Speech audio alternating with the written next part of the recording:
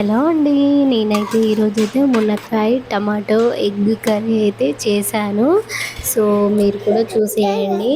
Pan పెట్టేసుకొని దాంట్లోనే 3 table spoon of oil తీసుకోండి. తీసేసుకున్న తర్వాత దాంట్లోనే జీలకర్ర ఆవాలను అయితే వేసేసుకుందాము. వేసేసుకున్న తర్వాత ముందుగాల కట్ చేసి పెట్టుకున్న పచ్చిమిర్చి ఆనియన్స్ అయితే వేసుకోండి. వేసుకున్న తర్వాత ఒక్క నిమిషం అయితే మగ్గనివ్వండి. మగ్గనిచ్చాక దాంట్లోనే మునక్కాయ అండ్ టమాటోని అయితే కట్ చేసుకున్నాం కదా అండి, అవి కూడా వేసేసుకున్న తర్వాత కొంచెం అయితే సాల్ట్ని అయితే యాడ్ చేసుకోండి. యాడ్ చేసుకున్న తర్వాత ఒక 5 మినిట్స్ని అయితే మగ్గనివ్వండి. మగ్గనిచ్చాక దాంట్లోనే కొద్దిగానైతే అల్లం అయితే వేసేసుకోండి. వేసేసుకున్న తర్వాత దాన్ని కూడా మంచి పచ్చివాసన పోయేదాకా కలిపండి. కలిపాక దాంట్లోనే పసుపుని అయితే యాడ్ చేసుకుందాము. పసుపుని యాడ్ చేసుకున్న తర్వాత ఒకసారి అయితే మళ్ళీ కలిపేయండి.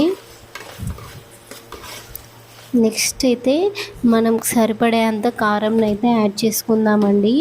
నేనైతే ఒక స్పూన్ అయితే యాడ్ చేశాను. మీరు ఎంతైతే వేసుకుంటారో అంత అయితే యాడ్ చేసుకోండి. కొంచెం వాటర్ని అయితే యాడ్ చేసుకున్న తర్వాత ఒక 5 మినిట్స్ అయితే మగ్గనివ్వండి. మగ్గనిచ్చాక చూడండి, ఆయిల్ అయితే ఇలా తేలిపోవాలి. తేలాక దాంట్లోనే ముందుగా ఉడకబెట్టుకునే ఎగ్స్ని అయితే యాడ్ చేసేసుకుందాము.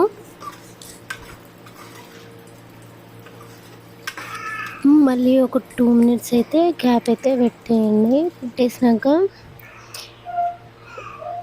చూడండి, ఇంతే అండి, సింపుల్. దాంట్లోనే కొంచెం గరం మసాలా వేసేసి కొత్తిమీరని అయితే గార్నిష్గా చేసేసుకోండి. ఇంతే అండి, సింపుల్. ఎంతో టేస్టీగా ఉంటుందండి మునక్కాయ టమాటో ఎగ్ కర్రీ. ఓకే అండి, థ్యాంక్ యూ, బాయ్.